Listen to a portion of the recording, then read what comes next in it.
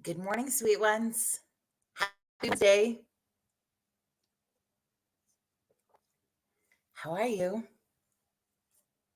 I'm going to give you all a minute to get situated. Yeah, it feels like one of those deep sigh days where we just have a big sigh. But what I think with that is we could turn it into big, deep breath in, release, drop our shoulders. How you doing? Kelly, good morning, girlfriend. Cheryl Ann, good morning. How are you? I feel like I haven't seen you in like a billion years. Hope you are well.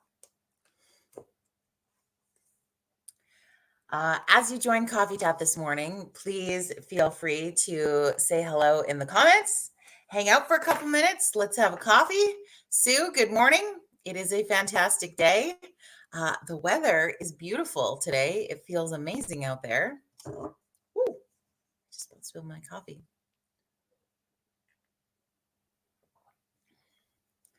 For sure. We're going to have people another 30 seconds. Yeah, Wednesday is here.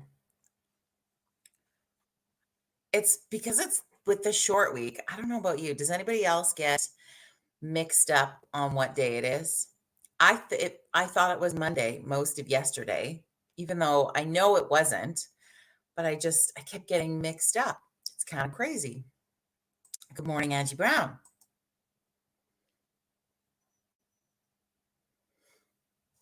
What else do we know? Cheryl, I am so lost. I know. Between like pandemic life and long weekends and everything else, it's hard to know what day it is, what time it is, what are we doing? I have to set so many alarms in my phone now. I didn't think I would become that person already, but I have. I just have. All right. Well, welcome to Virtual Coffee Club. If you are brand new to checking us out, thank you for stopping scrolling and hanging out to have a coffee with us.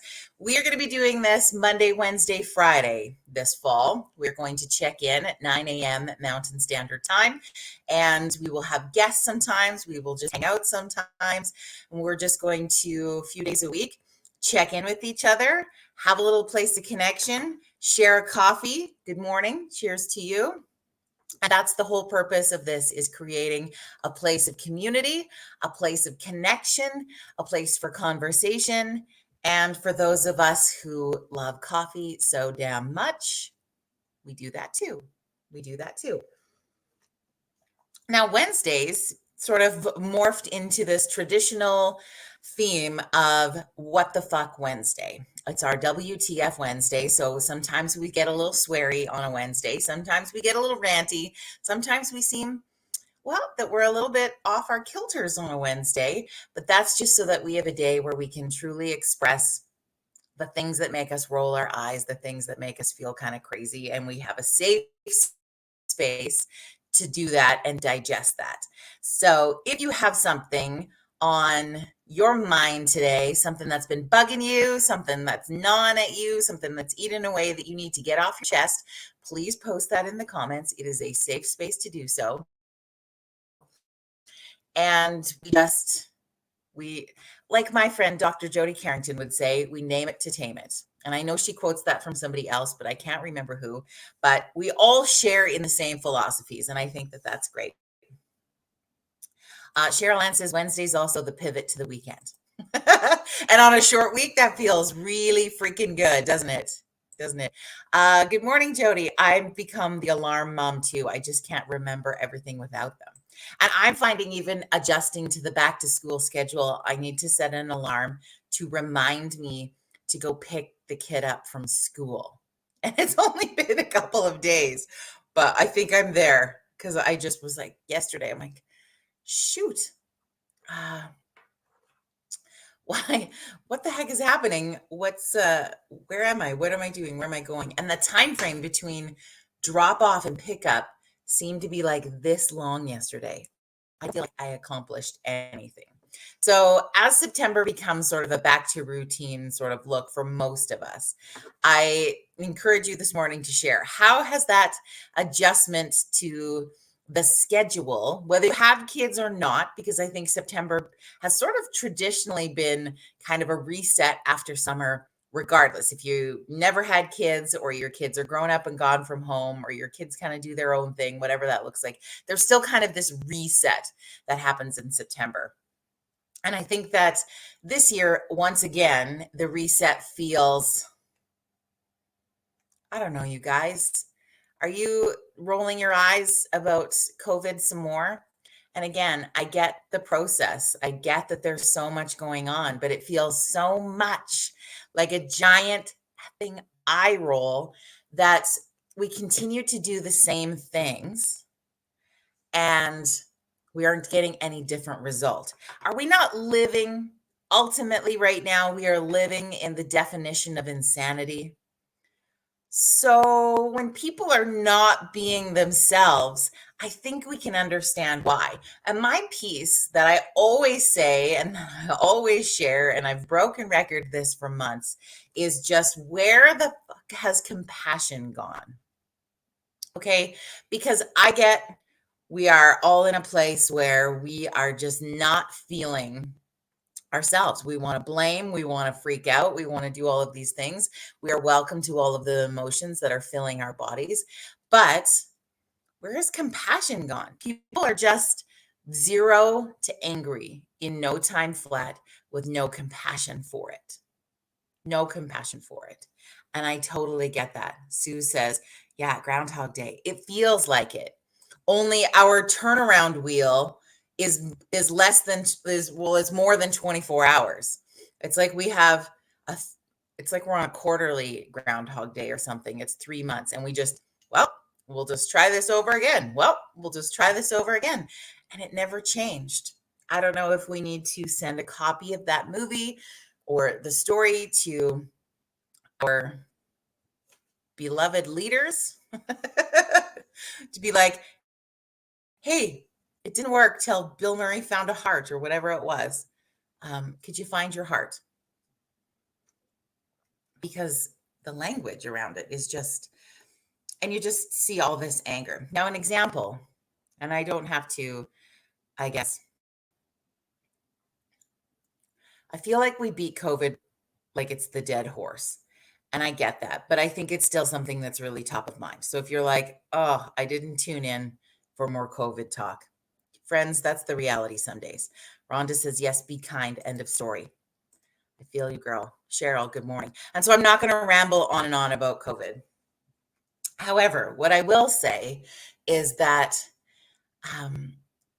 what's, I guess, just continues, and I totally lost my train of thought there. Welcome back to this new week. What was I going to say?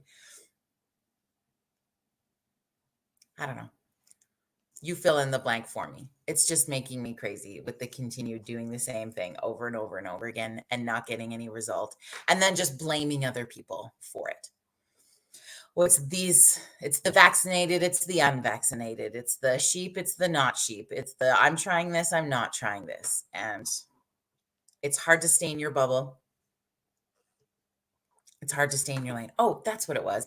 So my example that I was reading yesterday that I thought was interesting is that a teacher had shared, but doesn't say where the school is or where in the world that this scenario takes place. It could be insert into any location. And so, anyway, the teacher is talking about how a child missed a couple of days of school the previous week, comes into school. I mean, I'm assuming it's somewhere else where school starts where they've had more than 3 days all of a sudden. But anyway, he missed a couple days, then the weekend, then he comes into school this week and he's got COVID symptoms, this kid. And so the teacher's telling the story of that the child has the COVID symptoms and that the reason that he missed school is because his parents have COVID and he stay home to take care of them before he could come to school. because he doesn't know what to do. And people are berating this story. And again, I've put it in really layman's terms here. But what got me was that the comments that were coming after sharing this story were just harsh and mean and being like, how the F could this happen? And blaming this versus this and this versus this. But nobody stopped to ask the situation, the compassionate curiosity behind this story. Do you know what I mean? Like, if a child who is in elementary school level has to stay home to take care of their parents, friends, that's a big deal. That's a flag right there we got to check in on. Nobody's asking if the family is English as a first language or understanding those protocols. I mean, it's excellent that the parents stayed home. They were probably too sick to go to work, but nobody's talking about that family scenario behind the scenes. Nobody's wondering what the supports are for a family that is going through this. People were just freaking out. And people were freaking out that, like in the statement from the teacher, and again, I 100% get how this would feel in that scenario. I am not knocking the teacher, pardon me, but they go on to write, and I've got a tickle in my throat. They go on to write how the child is then come into a classroom of 35 people and could be infecting them. Okay, again, I get it. But what's the solution to that? Honestly. And there's so many scenarios in that. It's what's the compassionate curiosity behind all of these pieces? And what are some of the solutions of that? And also 35 kids? Oh my gosh. And now I'm going to have a throat tickle for the whole thing. But it was just this lack of compassion that I really felt most instantly in reading that story, because I just thought, wow, a 6 or 7-year-old kid is looking after their parents. I'm not sure that's okay. How can we better support a family like that in our community? Have we checked in with the families in our neighborhood of late?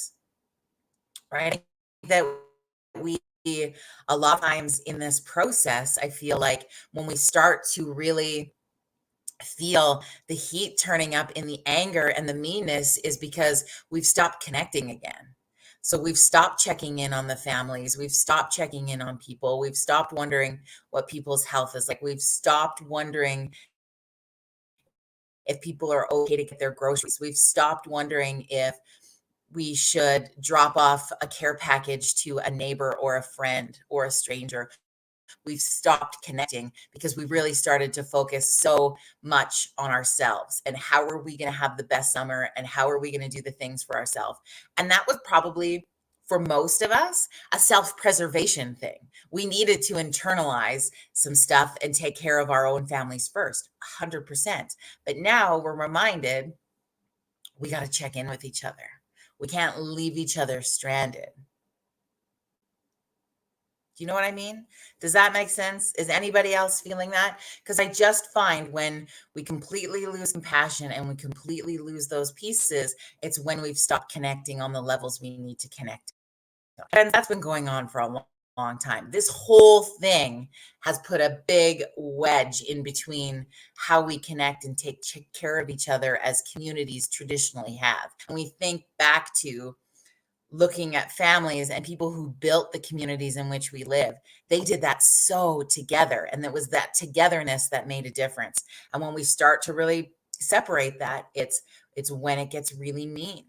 You know, I've seen so many social media comments where people are pissed off at the unvaccinated, and we're labeling people vaccinated versus unvaccinated, and we're casting this really shameful tone on all of those pieces.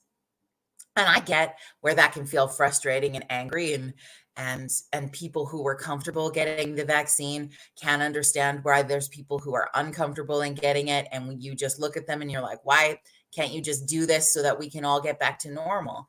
And they're sitting in a place where they can't figure that out yet. It hasn't been their time. It hasn't been their place where they feel good about that decision. And instead, it's just this cast of so many people are like, okay, well, if you're unvaccinated and you get sick, You better stay home and don't go to the hospital and you don't deserve any health care. Do you hear what you're saying if that is your mindset? Friends, that's harsh. Who made you the judge of who deserves what? P.S. Nobody made you that judge. You're choosing that role. And I've seen countless social media posts of people saying things like that. And friends, I remind you, I get it that people want to vent their pieces. I love that of you. But that will never leave. And that's a harsh thing to say about somebody else, that you could look somebody else in the eye and you can't because these people are doing it just online. And you're telling them that they don't deserve that care. And then you think about those first responders and our healthcare workers who are at the receiving end of this piece, in the midst of also having complete uncertainty for their own jobs at the same time. People are getting freaked out. And yeah, Kelly says, so if you get cancer from smoking for years, should you be denied hospital care? Now, again, it becomes this interesting way that we sort of paint comparison. So same thing. If you are someone who is overweight or obese and you have healthcare problems because you chose, and did you really, because you chose that lifestyle, are you denied that care? It's kind of along the same lines. Now, it's very hard with COVID to do apples to apples. I 100% get this, but I'm just wanting you to pause for a second and think about the words that are coming out of your mouth, because it's easy, especially on a What the Fuck Wednesday, that we want to just berate the things. And we would want to get on a soapbox about government right now, 100%. And we are in Alberta, we're in a double election period. We are going to be voting federally this month, municipality wise next month. And we want to see people stepping into leadership to help us. And it's freaky. And you're mad. And you can see the pieces where you're like, this is not right. How do we make that right? And I get how it swirls us. But never, ever, ever does that allow us or give us permission to be complete assholes to other people. You can think it. You can have a moment about it. You can have a WTF Wednesday scream about it and release it. But guys, just no. They're so me. And you see people starting to turn as their patience grows thinner, as this continues to go on, as we are given language to blame and shame and all of those things. Keep in mind in that process when we watch government elections on larger levels, the way that they choose to campaign for them to be the chosen one, to be the leader, to be the solution, is to point the fingers and point the shame and the blame at all the other people they're competing against.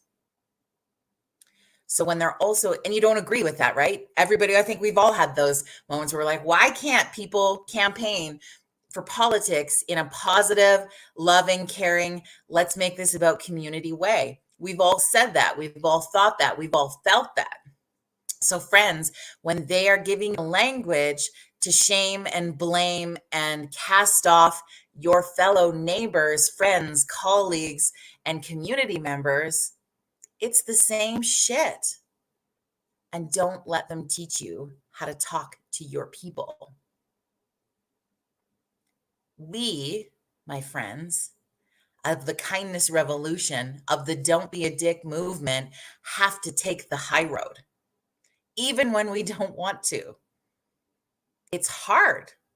It's not easy. It's really fucking hard. But we have to take that high road to switch the language, to bring the love, to increase the good vibrations of this world.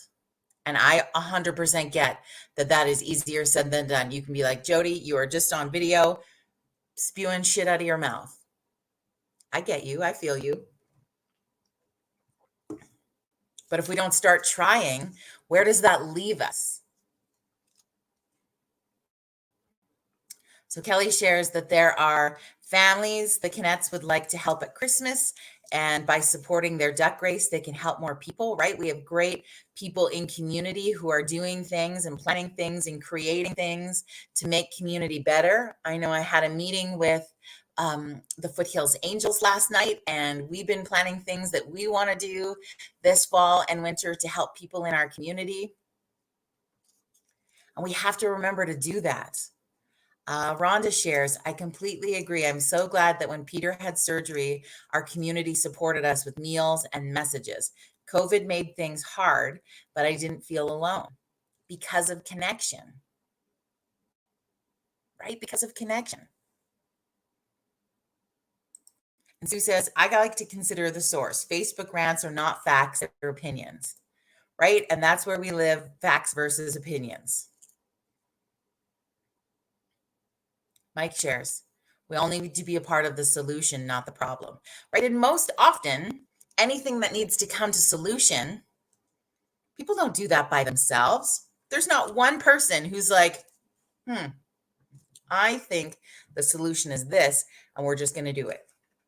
No, that person who has a solution-based idea or a solution-based scenario brings it to another group of people and they start talking about it. And somebody's like, let's do that and let's add this. And then somebody else is going to say, then we'll add this piece. And what about this angle? And what about this looks like? And that's connection and that's community. And that's what keeps us going. That's what keeps us going. But it's so easy right now. Okay. On the flip side of that, who else, be honest, put a little hands up in the comments.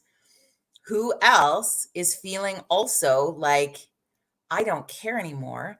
I don't want to talk to anybody else. I want to hide out in my house and I want the world to go away because I don't like the world right now. It doesn't feel good. I don't like being a part of it. It's gross. It makes me feel yucky and anybody else. And so you just want to hide. You want to step out of that connection opportunity because people are dicks right now. Right? That's why we started our Don't Be a Dick movement. And I feel like this fall, we are going to amp that into high gear. And I know I talked about those t-shirts a lot, but the summer blew my mind. So we're back on the movement of this and it's going to happen. Kelly, I owe you that t-shirt. It's going to happen.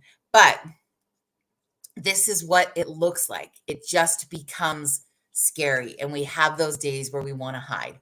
And friends, that's a completely normal, healthy feeling. What's not healthy is staying in that and not connecting with people. Yeah, Rob shares it as a brand new parent. He's a little terrified.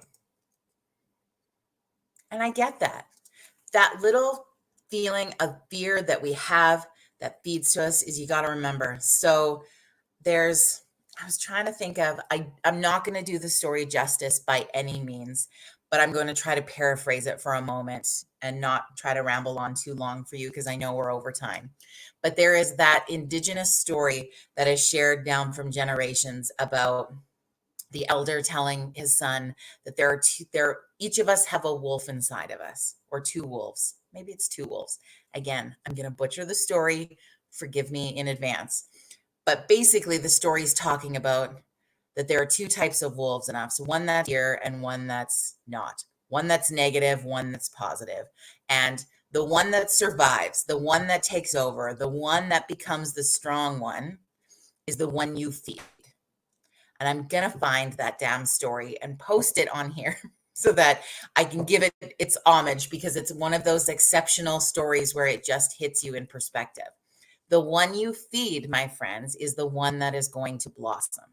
So if you continue to feed the little fear monkey in your tummy, that fear monkey is going to get stronger.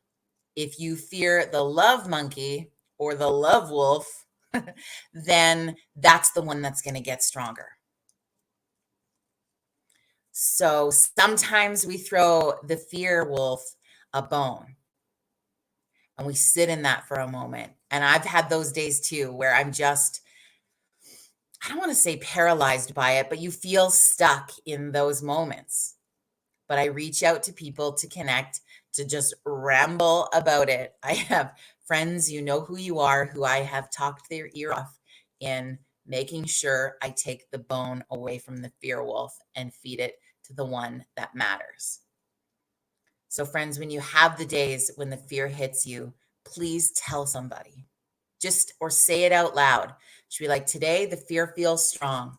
I don't want it to win. I don't want it to be the strong one. How do I move through that? And most often, we have someone in our lives who's that voice of reason, that logical, gives you that logical nugget that you can just be like, right, I got this. I got this. And friends, you got this. You fucking got this. And you don't have to do it alone. That's the biggest thing. So that's what I was feeling on my heart today. Maybe I'm a little rambly on this Wednesday morning. But that's what I've just been feeling because I've seen so much meanness. And that's normal. And I know we're like 2 years into the mean cycle. So over it. But I just want to remind us that connection is the key to take us through this. Connecting with your community, connecting with people, get involved with a charity organization, volunteer at something, read the positive stuff you can and share it. Whatever that looks like for you, you got to fill the cup back up with the other pieces. Like Angie says, the fear is hitting me hard right now. Yeah, and every day is different for every person.